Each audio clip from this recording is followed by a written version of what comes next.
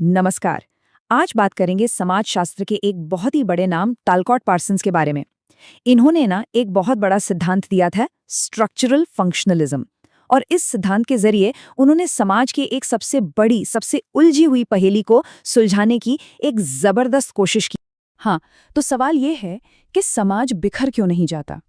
जरा सोचिए, हमारे चारों तरफ कितनी अलग अलग सोच के लोग हैं, कितने मतभेद हैं, तनाव भी है।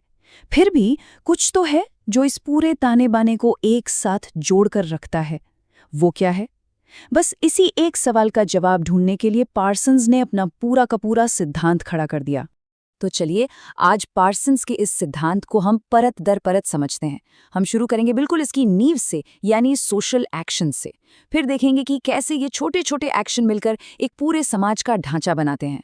और फिर उस इंजन को समझेंगे जो इस ढांचे को चलाता है, उस पर कंट्रोल रखता है। और आखिर में ये भी देखेंगे कि इस सिद्धांत की आलोचना क्यों हुई और आज के दौर में इसकी क्या अहमियत है।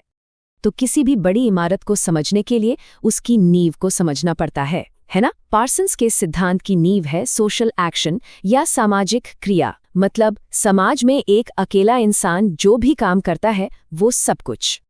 देखिए, पार्सन्स का मानना था कि हम इंसान सिर्फ यूं ही कुछ भी नहीं करते। हमारा हर काम, हर एक्शन किसी न किसी मकसद से होता है। उसके पीछे हमारे समाज के नियम होते हैं, हमारे अपने मूल्य होते हैं, हमारे लक्ष्य होते हैं। इसीलिए वो कहते हैं कि ये सिर्फ एक बिहेवियर नहीं है, बल्कि एक मीनिंगफुल एक्शन है, एक अर्थपूर्ण क्रिया है। तो सवाल ये है कि इस मीनिंगफुल एक्शन में होता क्या क्या है। पार्सन्स ने इसके 4 हिस्से बताए। पहला, जाहिर है, एक एक्टर होगा, यानी वो इंसान जो एक्शन ले रहा है। दूसरा, उस एक्शन का कोई लक्ष्य या गोल होगा। तीसरा, एक सिचुएशन होगी, मतलब वो माहौल और वो साधन जो उसके पास हैं। और चौथा, और ये सबसे जरूरी है, नॉर्म्स और वैल्यूज, यानी समाज के वो नियम जो उसे बताते हैं कि अपना लक्ष्य हासिल करने का सही तरीका क्या है। ये चारों मिलकर बनाते हैं एक सोशल एक्शन। ठीक है, तो हमने एक ईंट को समझ लिया। अब देखते हैं कि ऐसी अरबों खरबों ईंटें, यानी सोशल एक्शन, मिलकर वो विशाल इमारत कैसे बनाती हैं, जिसे पार्सन्स ने नाम दिया सोशल सिस्टम या सामाजिक प्रणाली। और इस सोशल सिस्टम को समझने के लिए पार्सन्स ने एक बहुत ही कमाल का उदाहरण दिया। उन्होंने कहा, समाज को एक जिंदा शरीर की तरह सोचो। जैसे हमारे शरीर में दिल, दिमाग, फेफड़े अलग अलग अंग हैं, ठीक वैसे ही समाज के भी अलग अलग हिस्से होते हैं। और ये सारे हिस्से मिलकर पूरे सिस्टम को जिंदा रखते हैं। इसको थोड़ा और गहराई से समझते हैं। देखिए, शरीर में दिल का काम है खून पंप करना, दिमाग का काम है सोचना और कमांड देना। ठीक इसी तरह समाज में जो अर्थव्यवस्था है वो शरीर के लिए जरूरी चीजों, मतलब संसाधनों का इंतजाम करती है। जो राजनीतिक सिस्टम है वो दिमाग की तरह लक्ष्य तय करता है। और परिवार समाज में नए लोगों को तौर तरीके सिखाता है।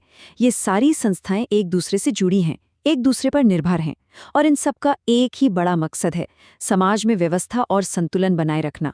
तो ये सिस्टम चलता कैसे है? इसका इंजन क्या है भाई? यहीं पर आता है पार्सन्स का सबसे मशहूर और शायद सबसे जरूरी आइडिया, AGIL मॉडल। ये वो 4 काम हैं जो पार्सन्स के मुताबिक हर समाज को जिंदा रहने के लिए करने ही पड़ते हैं। इसके बिना कोई समाज टिक ही नहीं सकता। AGIL, याद रखिएगा इसे। ये सिर्फ एक शॉर्ट फॉर्म नहीं है, ये किसी भी समाज के सर्वाइवल का कोड है। ये वो 4 फंक्शनल जरूरतें हैं जिनके बिना पार्सन्स कहते हैं कोई भी समाज चल ही नहीं सकता। तो ये 4 काम आखिर हैं क्या? चलिए एक एक करके समझते हैं। ए से है अडेप्टेशन, यानी अनुकूलन। मतलब समाज को अपने माहौल से संसाधन जुटाने पड़ते हैं, जैसे खाना, पानी, रॉ मटेरियल। ये काम कौन करता है? हमारी इकोनॉमी, जो प्रोडक्शन और डिस्ट्रीब्यूशन देखती है। फिर है जी, यानी गोल अटेनमेंट, लक्ष्य प्राप्ति। हर समाज के कुछ कलेक्टिव गोल्स होते हैं और उन्हें हासिल करने के लिए वो अपनी पूरी ताकत लगाता है। ये जिम्मेदारी है पॉलिटिकल सिस्टम की, जो फैसले लेता है। इसके बाद आता है आई, इंटीग्रेशन, यानी एकीकरण। समाज के इतने सारे अलग अलग हिस्सों में तालमेल बिठाना ताकि कोई टकराव ना हो। ये काम करते हैं हमारे कानून और दूसरी सोशल संस्थाएं। और आखिर में है एल, लेटेंसी या पैटर्न मेंटेनेंस। इसका सीधा मतलब है समाज के जो बेसिक वैल्यूज हैं, जो संस्कृति है, उसे बचाकर रखना और अगली पीढ़ी तक पहुंचाना। और ये बहुत ज़रूरी काम करती हैं परिवार, शिक्षा और धर्म जैसी संस्थाएं। तो देखा, AGIL मॉडल बताता है कि समाज का हर हिस्सा एक बड़ी मशीन के पुर्जे की तरह कैसे काम करता है। अच्छा, एजाइल मॉडल ने ये तो बता दिया कि सिस्टम काम कैसे करता है, लेकिन एक सवाल अब भी बाकी है। वो कौन सा गोंद है, वो कौन सी फेविकॉल है जो सबको इन नियमों से चिपका कर रखती है? लोग इन नियमों को मानते क्यों हैं? इसका जवाब पार्सन्स देते हैं। वैल्यू कंसेंसस या मूल्य सहमति। उनका कहना था कि समाज इसलिए जुड़ा रहता है क्योंकि ज्यादातर लोग कुछ बेसिक बातों पर सहमत होते हैं। क्या सही है, क्या गलत है, क्या अच्छा है, क्या बुरा, ये जो हमारी कॉमन समझ है, यही वो नैतिक ढांचा है जिस पर पूरा सामाजिक सिस्टम टिका हुआ है। लेकिन ये मूल्य हर समाज में एक जैसे तो होते नहीं, है ना? इसी बात को समझाने के लिए पार्सन्स एक और कमाल का कॉन्सेप्ट लेकर आए, पैटर्न वेरिएबल्स। इसे आप ऐसे समझिए कि हर समाज कुछ दो राहों पर खड़ा होता है, जहां उसे चुनना होता है कि उसे किस रास्ते पर जाना है, और यही चुनाव उस समाज का कैरेक्टर तय करते हैं। एक उदाहरण से समझते हैं। एक बहुत जरूरी पैटर्न वेरिएबल है अस्क्रिप्शन वर्सेस अचीवमेंट। पुराने पारंपरिक समाजों में क्या होता था? आपकी हैसियत इस बात से तय होती थी कि आप पैदा कहाँ हुए हैं, किस परिवार या जाति में। इसे कहते हैं अस्क्रिप्शन। वहीं आज के मॉडर्न समाजों में किस बात को ज्यादा अहमियत दी जाती है? इस बात को कि आपने अपनी मेहनत से क्या हासिल किया है, आपकी पढ़ाई, आपकी नौकरी। इसे कहते हैं अचीवमेंट। तो देखिए कैसे बस एक वैल्यू के बदलने से पूरे समाज का ढांचा ही बदल जाता है। अब तक हमने जो भी देखा उसमें पार्सन्स बार बार स्थिरता और व्यवस्था की बात कर रहे हैं, लेकिन हम सब जानते हैं कि समाज तो बदलता भी है और उसमें लड़ाई झगड़े संघर्ष भी होते हैं।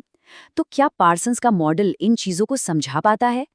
चलिए अब इस मॉडल का एक स्ट्रेस टेस्ट करते हैं और देखते हैं कि ये बदलाव और आलोचनाओं को कैसे हैंडल करता है। बदलाव को लेकर पार्सन्स का नजरिया थोड़ा अलग था। वो क्रांति या अचानक होने वाले बड़े बदलावों की बात नहीं करते थे। उनका मानना था कि समाज धीरे धीरे इवॉल्व होता है, एक धीमी प्रक्रिया के तहत।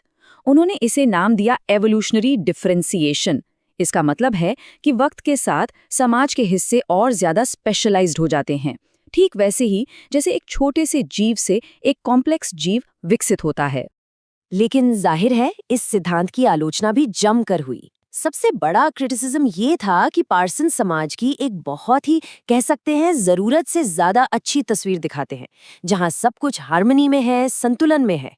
लेकिन असल दुनिया का क्या, जहां संघर्ष है, पावर की लड़ाई है, असमानता है। आलोचकों, खासकर मार्क्सवादी विचारकों ने कहा कि ये तो क्लास स्ट्रगल को पूरी तरह से नजरअंदाज कर देता है। और हाँ, कई लोगों को ये थ्योरी इतनी ज्यादा कॉम्प्लेक्स और एब्स्ट्रैक्ट लगी कि उन्हें लगा इसे असल दुनिया में अप्लाई करना ही बड़ा मुश्किल है। तो इतनी आलोचनाओं के बावजूद क्या हमें पार्सन्स को भूल जाना चाहिए? बिल्कुल नहीं।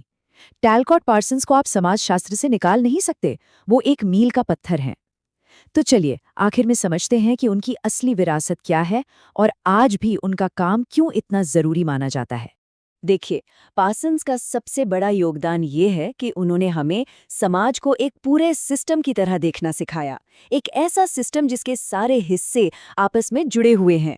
उनका AGL मॉडल, हाँ, उसमें कमियां हैं, लेकिन आज भी ये समझने के लिए एक बेहतरीन टूल है कि इकोनॉमी, पॉलिटिक्स, परिवार, ये सब एक दूसरे पर कैसे डिपेंड करते हैं और मिलकर पूरे समाज को कैसे चलाते हैं।